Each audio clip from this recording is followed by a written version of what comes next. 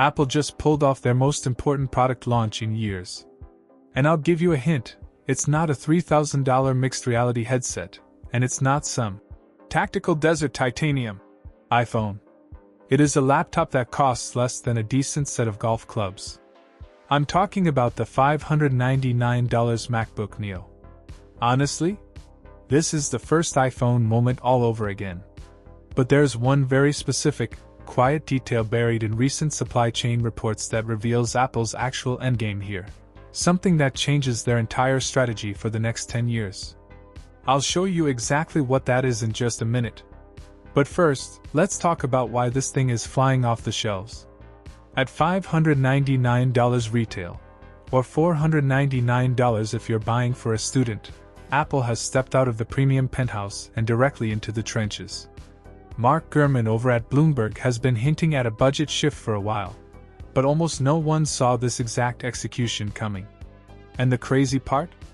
They didn't gut the machine to hit that price point. This thing is running the A18 Pro Chip. Yes, the exact same silicon powering the iPhone 16 Pro in your pocket right now. NASA called, they want their engineering back. For your daily driving, browsing, spreadsheets, light video editing, this thing absolutely flies. But that raw power actually brings us to a massive controversy that's got the internet completely divided. I know exactly what some of you are thinking right now.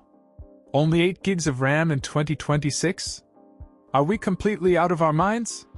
It sounds like we're booting up Windows 95 all over again. But here's the thing. If you are actively scrutinizing memory swap speeds and unified memory architecture, this laptop was never built for you. And that's okay. Apple has plenty of $2,000 machines happy to take your money. This device is aimed squarely at the guy who just wants his computer to work perfectly every time he opens the lid, without requiring a second mortgage. For that user, 8 gigs combined with the A18 Pro is incredibly optimized. It doesn't turn your home office desk into a furnace. It just works.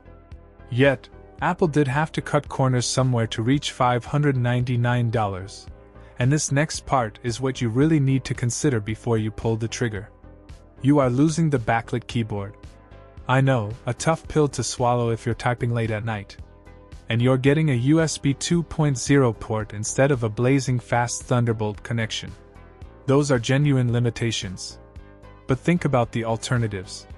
The budget PC market has been a wasteland of cheap plastic and awful trackpads for a decade. You usually buy a $600 laptop and pray the hinge doesn't snap in 6 months. The MacBook Neo completely rewrites that rulebook.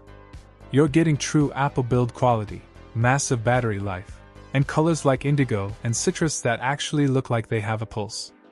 It's approachable. It's reliable. But remember that massive supply chain secret I mentioned at the start? The real reason Tim Cook is practically taking a victory lap this week? Here is the payoff. According to the latest data, this launch week brought in more first-time Mac customers than ever before. Not upgrades. New blood. The iPad used to be Apple's gateway drug, but the Neo has completely taken over that role. Apple is willing to take a razor-thin profit margin on this $599 laptop because they know the second you get used to macOS, you're buying the iPhone, the AirPods, and the Apple Watch. They aren't just selling you a cheap laptop. They are selling you the entire Apple ecosystem at a massive discount. And frankly, it is a brilliant trap. So I have to ask you directly, does a $599 Apple Silicon Mac finally tempt you to pick one up as a secondary couch surf machine? Or are those missing ports a total deal breaker for your specific setup? Drop your exact thoughts in the comments below, I read all of them. And if you want to stay ahead of all these Apple leaks without the fluff, make sure you're subscribed. I'll catch you in the next one.